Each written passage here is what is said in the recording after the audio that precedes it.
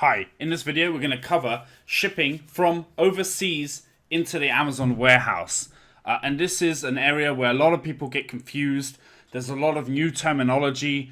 It's quite a complicated process. There's costs involved. And so we're going to do a really detailed video on all the steps, all the processes, the key terms you need to know, so you're going to get a ton of value out of this video. Yes, it's going to be long. Yes, we're going to cover a lot of stuff, but you're going to understand the process much better, and you're going to be confident when doing this with your own products too.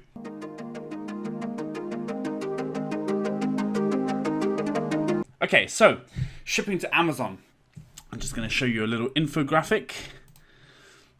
So it starts with the factory, the product's in the factory. The product's going to probably be loaded onto a truck, taken to a port. There'll be some export documentation there. And then from the port, it's going to be loaded onto a boat, which travels from China across to America. When it arrives there, the product gets taken off the boat. There's some import documentation, import fees. Then it goes on a truck. It gets delivered to most likely the Amazon warehouse. It's better to ship straight into the Amazon warehouse. Some people do ask for the products to be delivered to themselves, but then you need to make sure that you can accept a big truck coming in and unload those products. For 100% of our products, we ship straight from factory into Amazon. We don't touch them. And this is all the same for air, except for instead of going to the port, the truck goes to the airport. It flies across and lands, and then there's the same process, same documentation. So the method of transport, the difference is very small. It's just this part here. There's a lot of factors here. And what I want to cover briefly as well is some of the key terms so that you understand, what's being talked about when you're talking about shipping. So first of all, supplier, shipper, exporter, consignor. So this is usually the factory, right? There's different terms for calling the same thing, the consignor. So when you get shipping documents and they're asking you who's the consignor, who's the consignee, now you're going to understand. Consignor is the factory, consignee, the buyer, is you. So factory, supplier, shipper, exporter, consignor, and then you as the buyer, the importer, the consignee. The final delivery address may be different. And for overseas sellers, you need an importer of record, someone in America to be the importer for the goods. If you don't have a US company, you need to ask your freight forwarding company to provide this for you. You need some sort of US representation. If you're a US seller with an LLC, it's fine. You don't need to worry about that process. Okay, so some other terms. The carrier is whoever's got the goods and carrying the goods at that moment in time. So the truck is a carrier for a certain part, the boat or the airplane is a carrier for a certain part, and then the truck delivering into the Amazon warehouse is also the carrier. A freight forwarder is just a type of business that arranges the freight for you, right? So I can ask freight companies, freight logistics companies, freight forwarders, what's the cost to move 100 boxes from China into the Amazon warehouse? And they're going to give me the cost by air. They're going to give me the cost by sea. You can also ask your factory to arrange it for you.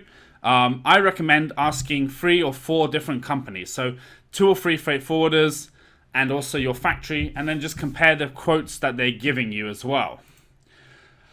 When you're shipping by sea, you can even ship a full box. So it's called a container. One of these is a container. It's either full, so it's a full container load, or it's less than a full container load, so it's called less than container load, or LCL. Not too complicated at all.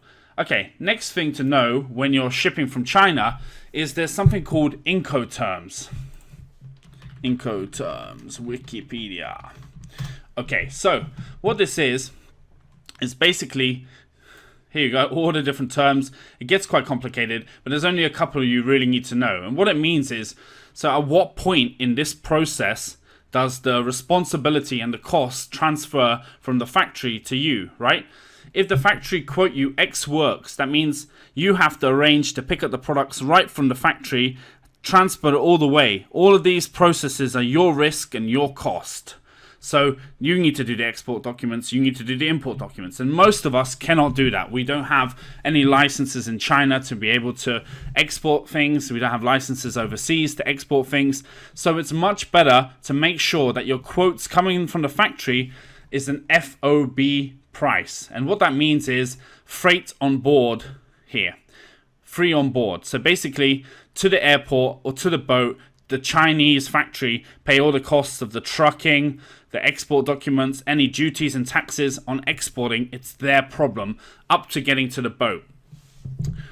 Free on board. So when you're asking for a price and they tell you it's $2 a unit, just make sure it's FOB. So is that price FOB nearest port? That means the nearest port to the factory. So if they're shipping from Shenzhen or Guangzhou, then most likely it's going to be a port in that area.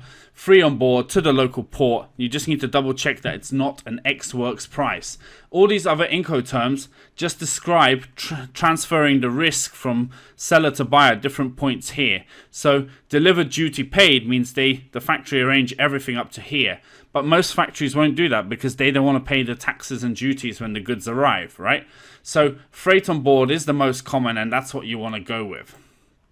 Okay, so this is going to get a little complicated, but I'm going to explain it in a way that you're going to get it and you're going to have all the info you need for this process. Okay, so we've covered freight forwarder. Freight forwarder is basically someone who will arrange the shipping for you. They act as like a specialist company managing the process for you. If you're arranging a party, it's like having a party planner. Someone that brings the chef, brings the food, sends out the invitations. They do all the paperwork for you, saving you time and effort, because there's a lot of complicated documents involved in shipping that we just cannot manage, and it's very hard to understand what they are. By having a freight forwarder who also has a customs broker, they handle all of that complicated documentation for you, and also you probably get a better price and save a lot more time and money than trying to do it all yourself. For small shipments, you can consider using something like DHL or FedEx to ship your products over. If it's just a couple of cartons, you just want to send it by some courier or express as opposed to a freight forwarder. Then we have two main options, air and sea. So air is faster and more expensive usually, and sea is slower and costs less usually, not always. So what I recommend is before ordering any product to check everything up front, right? To get quotes from your factory and free freight forwarders for moving products via air, for moving the products via sea, and also to ask them for any certification that's going to be required, what all the taxes are going to be for your shipment, what all the duties are going to be for your shipment, all the tariffs, finding out the HS codes for the product. You want to do this before ever placing an order, right? So before you send that factory and start manufacturing, get the HS codes, confirm the duties, confirm the tariffs, and then you'll know the exact cost of the product up front before even shipping it. There's a separate video on box labeling, but every Amazon carton going into Amazon has an individual label that goes outside onto the outer carton, the box holding all of the products together. Not just one individual products, there's a label on that too, but also the box with all the products, and you need to put made in China not only on the product, but also on that box as well, the main brown box, the outer carton. I'm going to show you a quick image. Outer carton. Like this kind of brown box with the labeling. You're going to need to put an Amazon label onto that for shipping into Amazon too. Okay, so next step. So basically what's happening is your freight forwarder is arranging this process for you. And so the factories pack the goods. You've done your inspection. Before ever leaving China, you need to check the product quality. You also want to ask your inspector to check the shipping carton quality. You want something that's strong and solid, and that the products are not moving around inside, because the main issue people have with shipping is that products get damaged in transit because the product is loose or the carton's too thin. So the inspector should be looking out for, is the paper box that everything's in. Is it strong enough? Is it thick enough? Is it ripped? Is it wet? Sometimes factories leave the goods outside the warehouse on the day of delivery, and what if it rains a little and the boxes get wet? This stuff does happen. I've seen it happen. Or the boxes were placed in an area where the floor's a little wet. They get soggy and they're just going to fall apart in transit. So the inspector needs to check that before it ever leaves China. So you want to check all of that. You want to make sure the quality is good well before leaving. Okay. So then the factory is taking a truck, doing all the export documents. You don't need to worry about that. Loading it onto a ship, and boom, this is where your costs start and your risk starts. So basically it's on a boat in China, and now you're paying your freight company this money here, the delivery costs. And half of that is usually the boat, and then half of that is the truck to deliver into Amazon. But the exact cost varies so much from product to product, because there's all kinds of different taxes, duties that get paid based on products. So what you need to do is, before ordering, find out something called the HS code. HS code. Here you go. I'm going to highlight that. Can I make that red? There we go, nice and highlighted. HS code. And using the HS code, you can find out what the duties, taxes are, and the tariffs for your particular product. And those duties and taxes are going to be paid to the customs once the goods arrive in America for Amazon USA. And basically, your freight forwarder, usually what they'll do is they'll ask you to pay those once it arrives in customs. They'll send you an invoice and want you to pay those straight away. The whole shipping cost, they may then charge you after it's been delivered into Amazon. Okay, so the next thing to note here is that you want to have insurance for your freight, okay? Because once it leaves the port in China, it's all your responsibility. Even if you're using a freight company, it doesn't mean that the products are insured. If this boat has an accident, if this container gets dropped by the port, and I've heard all kinds of horror stories. A friend of mine had a big container load full of products ready for his first shipment to a big customer, and it fell off the side of the boat into the sea, and he lost it all, and he didn't have insurance on it. Insurance costs somewhere between 1% and 3% of the order value, so you need to make sure that you have freight insurance for your product. When it arrives into customs, okay, so the one thing you're going to need to have in place is something called a customs bond. And basically the bond is much like, like a bail to get out of jail. The bond is a guarantee that you're going to pay the taxes and duties owed on the product. There's two types. There's a one-off customs bond, usually around $100, which you have to pay, or there's an annual one, which is around $500 to $600, I believe, at the moment. And basically, that allows you unlimited shipments during the year for that fixed price. I recommend just doing a single customs bond, one-time entry customs bond for your first shipment. You can worry about getting an annual bond later when you're doing more shipments. It will reduce the cost. But at the start, it's cheaper just to have a single one-off customs bond. And one thing people ask me all the time about is, what about Trump's tariffs, etc.? All this is an additional tax on your product. So let's say your product costs $3, and now there's a 10% tariff on your type of product.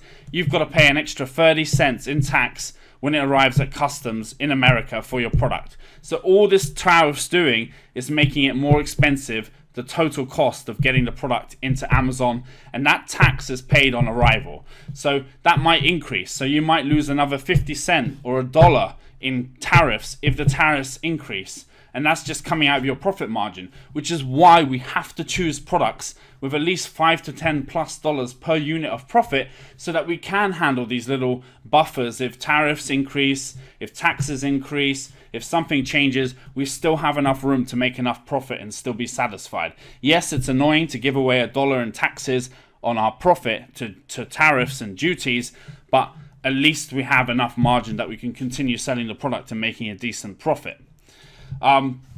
So importer of record for overseas sellers, you might need to ask your freight forwarder or your company shipping if they can do this for you, because not necessarily that you can do it. If you're an overseas company, you can't. Okay, so then finally the goods get across, right? So we've shipped the products. gone to port, arrived, we've paid all the duties.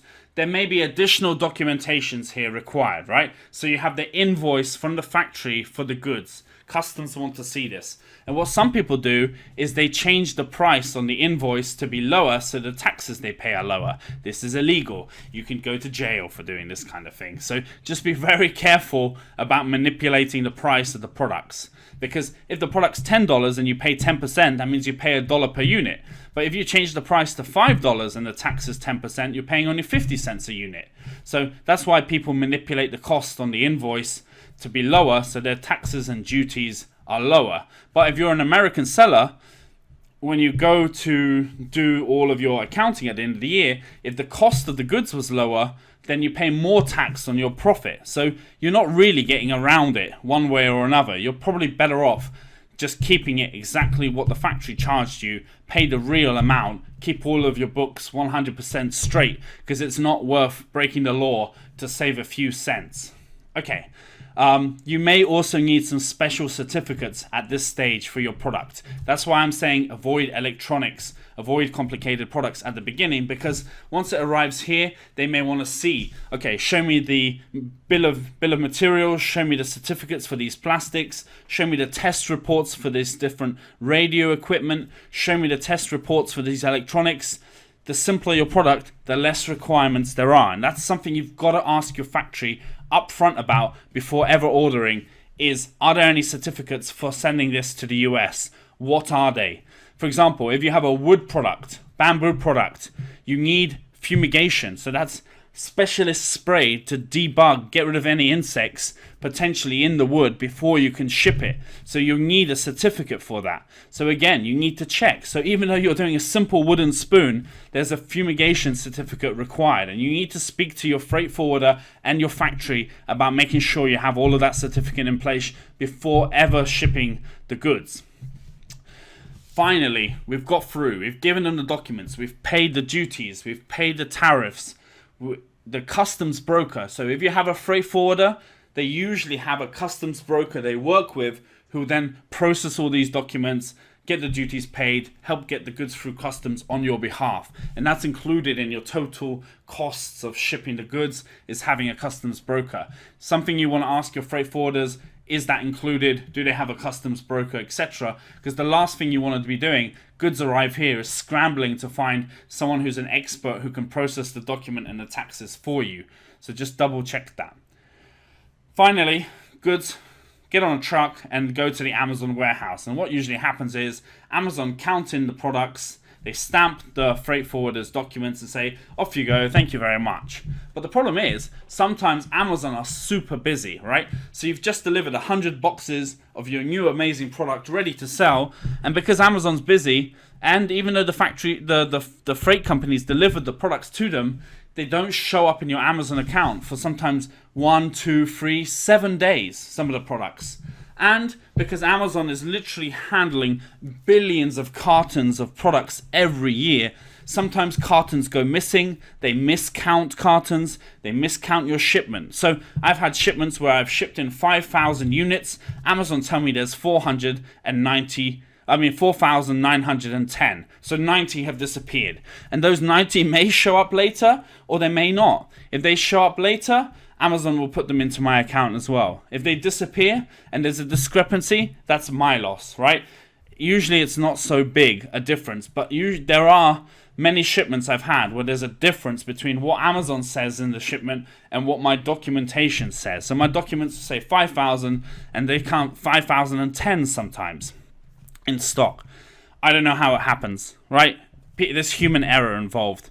Maybe someone at the factory packed 110 into a box which should have 100, so there's an extra 10. Or the last box they didn't pack correctly and 20 of them are not there, and so it's a smaller amount. But usually you're talking only like 1 or 2% difference to what you expect. But just be aware that that can happen. And even if you've air freighted the goods in, right, you're rushing to get the product into stock because you don't want to get out of stock. You've paid thousands of dollars extra for air freight. Send it over. And that's taken 5 days to go from the factory across to you. And then still Amazon can take 5 days before it gets into stock, and you're shown as out of stock even though the goods are there on their doorstep waiting to go in. It's frustrating. So always plan your lead times, restocking well in advance so that you don't encounter that problem. I've done that where I've had to air freight stuff, and even though it's at the door, I'm waiting for Amazon to check it into my account. The other thing to realize is when you're doing something like air freight, especially, is the costs can change. So the freight company quoted me $2,000 to ship all my products. When I get the bill, it's $2,500, and I'm like, hey guys, what's going on? Why is it increased $500? Well, when they quote to you, it could be 3 months before you actually ship. So prices change. With shipping, with air freight and sea freight, there's peak seasons. So the time going up to Christmas, the time going up to like Black Friday, the time going up to major national shopping days, the prices for all of the sea and air freight go up. Why? Because everyone wants to ship more stock at that time. So even though you've got a quote, you could end up paying more. Sometimes it's ethical, sometimes it's unethical. Sometimes the freight forwarder company is trying to sneak in a few extra $100 off you. The only way to know is to try and get freight forwarders that other people have dealt with, other Amazon sellers have used, ask on the Facebook groups, to recommend, and then that way you can avoid the guys who are cheating you. For example, air freight. It's really common that, let's say my goods weigh 500 pounds or 250 kilos. That's how much they've been weighed at the factory, but when I get the bill, it's for 600 pounds worth of goods. And you can't argue that. They're going to say that we checked it, we had the scales, and they're going to expect you to pay it. And some freight companies won't release the goods to the final destination until you've paid all of those fees, or they want some sort of guarantee too. So just be careful. Try to find a freight forwarder who comes recommended, who has been used by other sellers, who isn't going to play these games, and be aware that prices do increase and change throughout the season. The other thing to note is you need to make sure that your factory, you do the inspection at the factory, you check the packaging before it ever leaves. This is going to prevent 99% of the problems that you have, and getting the HS codes, checking the customs duties, the tariff, the taxes well in advance will help you to understand the real cost of your product before you actually bring it in. And I hope this video has helped you understand more about the process, more about some of the pitfalls here. And if you do have any questions on that, try to reach out to me and I'll try to help you with that. But the absolute best, right, is because it's such a complicated process, is to reach out to 2 or 3 recommended freight forwarders from people you know who are selling on Amazon, ask in the Facebook groups, get those freight forwarders, get the pricing, and if you have any questions on the process, call them and ask them, because they are the experts, right? It changes so much from product to product. If I'm doing wood, there's certain requirements. If I'm selling electrical products, there's different requirements. There's different taxes, there's different duties, there's different certificates. So depending on your product, it can change. So ask the freight company before shipping to make you aware of any special requirements for your particular product, and you'll be fine. Thank you.